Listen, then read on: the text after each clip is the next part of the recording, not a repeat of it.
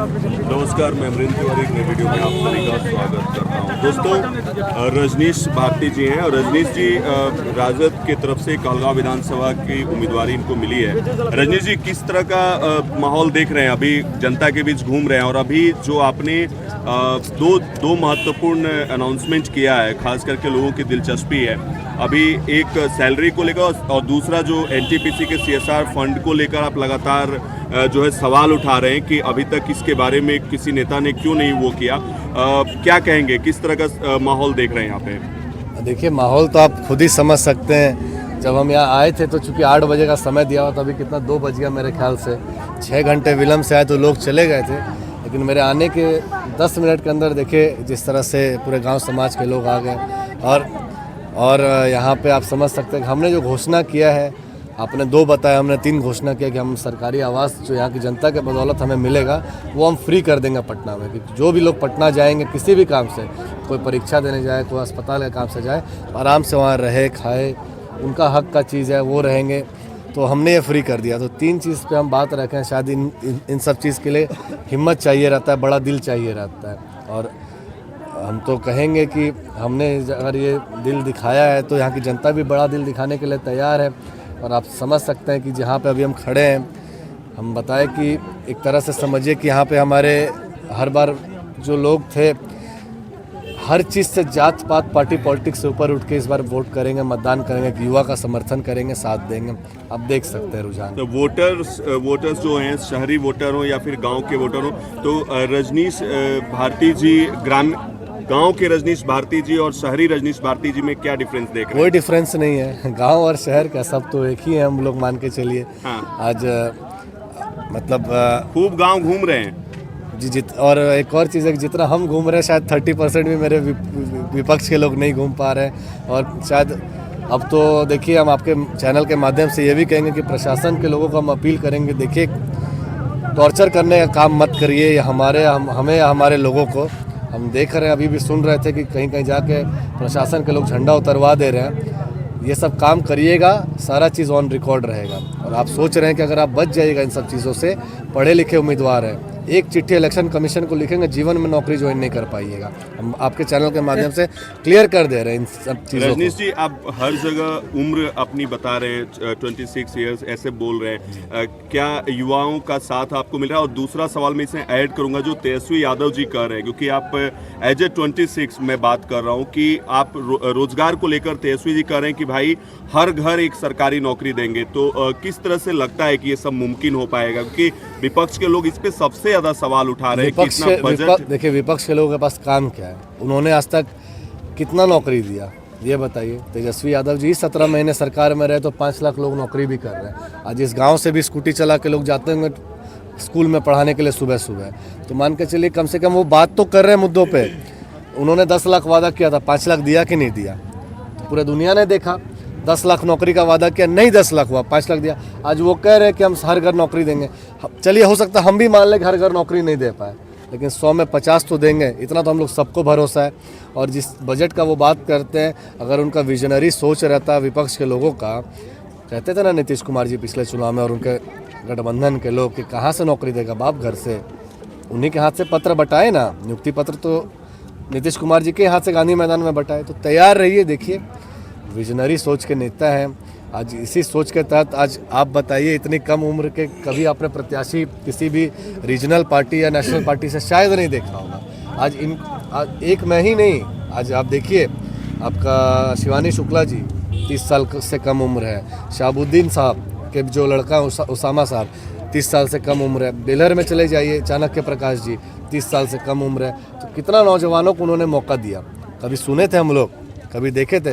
देखिए, एक बात और बताते हैं, हमारे पिताजी भी जब पहली बार विधायक बने थे तो उनका भी उम्र 26 साल ही था। पहली बार सबसे युवा विधायक बन के वो गए थे। उस समय तो संयुक्त बिहार था। जब वो विधायक बने तो हमारा घर बॉर्डर पे रह गया और पिताजी का क्षेत्र कट के झारखंड में चला गया। तो हमारी क्या गलती है बताइए? घर तो हमारा यहीं है, रहना तो यहीं है। एक सवाल है भैया, कुछ लोग का कहना है कि आप जो है बाहर से आए हैं और जीतने के बाद आप फिर वहीं बाहर चले जाएंगे। आप उनसे पूछे मोदी जी कहाँ के हैं? गुजरात के होकर बनारस चुनाव क्यों लड़ते हैं? निशिकांत दुबे जी कहाँ के हैं? इसी यहाँ पीरपैंती होकर गोड्डा चुनाव लड़ने जाते हैं, काहे उबार के नहीं है। राजेश वर्मा जी कहाँ के हैं? भागलपुर के होकर खगड़िया में गए, खाली टिकट लिए। हम तो कम से कम 6 महीने से घूम रहे हैं। बताया राजेश वर्मा जी टिकट लेने से पहले कितने दिन खगड़िया गए थे? शहनवाज हुसैन जी कहाँ के थे?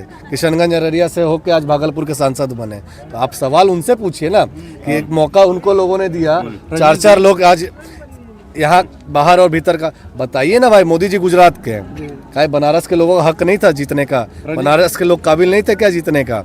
रणजीत जी, एक सवाल है। तेजस्वी जी बोलते हैं कि हमारी पार्टी अब A to Z की पार्टी है, तो क्या आपको इस क्षेत्र में A to Z का समर्थन मिल रहा देखिए, है? आज यहाँ पे लोग पार्टी पॉलिटिक्स जात धर्म से ऊपर उठ के मदद कर रहे हैं और एक युवा का मदद कर रहे हैं। आज हमने जो घोषणा किया कि हम हर साल 2 लाख जो विधायक हर महीने जो हमारा सैलरी आएगा, हम यहाँ का हर महीना सार्वजनिक करके डोनेट करेंगे। तो युवा ही सोच सकता है। इतना बड़ा दिल कौन दिखा रहा बताइए? हम तो चाहेंगे कि आप विपक्ष के जो हमारे विपक्ष में, आप उनसे भी पूछिए ये सब सवाल कि आप देंगे, आप तैयार हैं? अगर वो भी तैयार होते तो कम से कम चलिए हमसे कुछ सीखे। तो हम तो आग्रह करेंगे कि भाई चुनाव कोई भी जीतिए, लेकिन इस शिक्षा के मुहिम में अगर हमने कदम पे आवाज़ उठाया इस मुहिम में, तो आप लोग भी इस पे साथ दीजिए।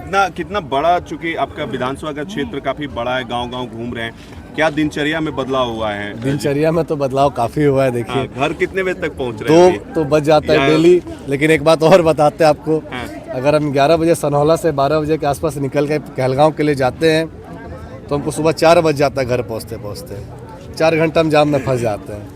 ये भाई बात जानते हो, ये दर्द है। और उस दर्द को हम फील किए हैं। सोचिए, जो बच्चे स्कूल से 1 बजे निकलते हैं और जो 5 बजे घर पहुंचते होंगे, क्या बीतता होगा उन पे।